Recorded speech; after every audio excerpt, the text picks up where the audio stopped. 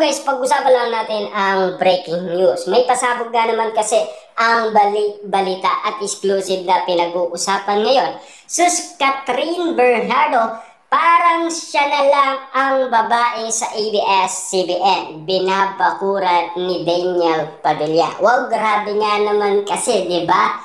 Kasi meron pinag-uusapan Maris Racal at Daniel Padilla at lalong-lalo na Kyla Estrada. Pero, bakit si Catherine Bernardo pa rin ang nakikita ni Daniel Padilla? Sa daming mga babae daw sa ABS-CBN, pero tila si Catherine Bernardo pa rin ang binabakura ni Daniel Padilla. Ibig sabihin lang nito, mahal pa rin nila ang isa't isa. Kita nyo naman, di ba? Mga tao na ang nagsasalita kung bakit nangyayari ang ganitong sitwasyon na pinagkakaguluhan at pinagpepestaan. Hanggang ngayon kasi, pwedeng-pwede pa rin sina Daniel Padilla at Catherine Bernardo makabalik at magkaroon ng panibagong movie dahil sa pinag-uusapan muli sila. Lalong-lalo na kasi sa throwback movie ng Katniel. Muling nabuhayan ang sigla ng mga Diludo fans, mga netizens at mga sausawerang kapitbahay. Na alam niyo naman siguro, matagal na nilang kailingan niya. Last 2024 pa at 2023. Pero eto na, nagbigay sigla at kaunawaan sa atin kung bakit nga naman kasi merong bulong-bulungan noon na sinasabi ayon daw sa issue si Daniel Padilla, kukulitin niya daw si Catherine Bernardo para makagawa sila ng movie.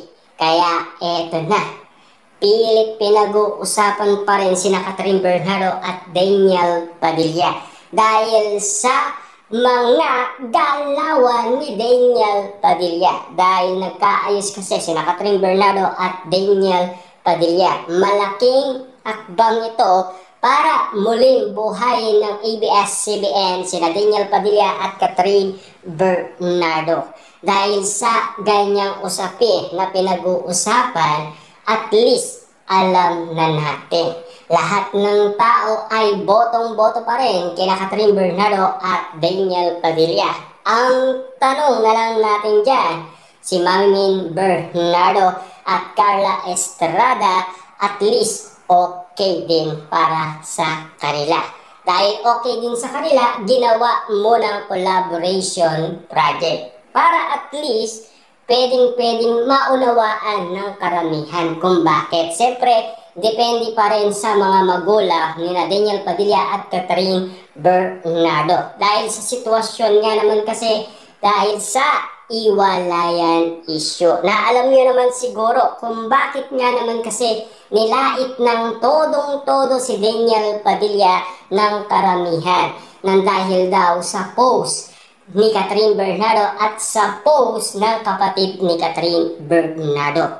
Lumaki ng lumaki ang issue. Kaya nga naman kasi pilit binabaon ng karamihan noon si Daniel Padilla.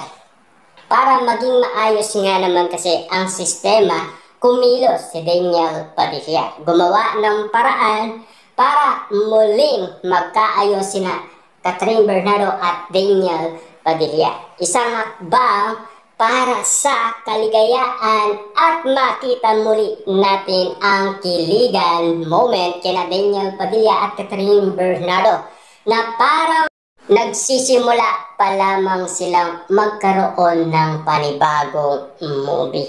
Kung bakit nga naman kasi lahat ng tao ay nagsasuggestion na ibalik na sila Daniel Padilla at Catherine Bernardo. Nabuhayan sila ng loob. Pero noong hindi pa pinag-uusapan ang throwback ng Katniel movie, puro pambabatikos ang naririnig natin kina Daniel Padilla at Catherine Bernardo.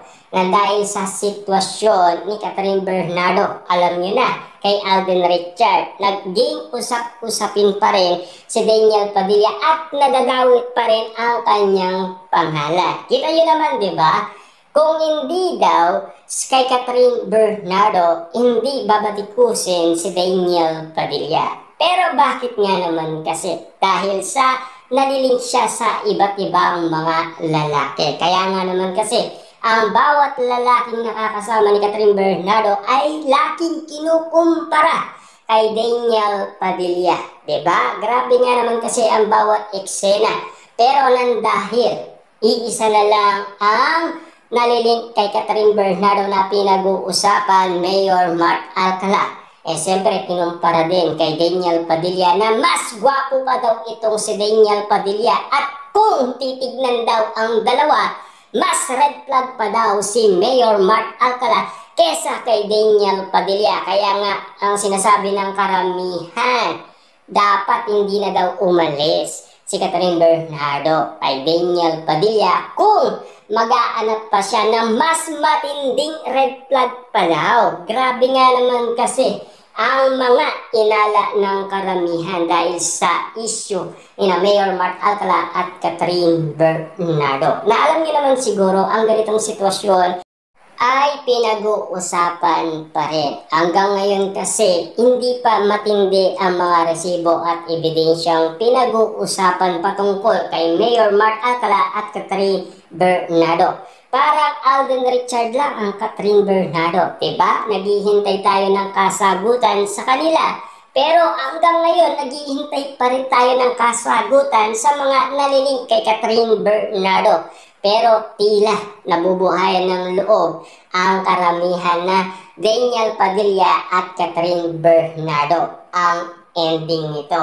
Ang bawat laro nga naman kasi mapupunta rin sa Katniel. Magiging game over daw ito sa Katniel. Kasi alam niyo naman siguro kung gusto nga naman kasing i-reveal ni Catherine Bernardo ang kanyang jowa, madaling pag-usapan yan, di ba? Madaling gawin nyo kasi nakakaiya naman sa pamilya ng lalaki. Lalong-lalo na isang Mayor Mark Alcala at kagalang-galang nga naman kasi sa Lucena. Pero hindi mo magawang i-flex, lalong-lalo na si Mayor Mark Alcala. Bakit hindi niya magawang i-flex ang kanyang kasintaan na si Catherine Bernardo? Diba? Yan kasi ang mga pinag-uusapan. Kung loyal ka sa iyong girlfriend at sa iyong boyfriend, dapat mong gawin yan.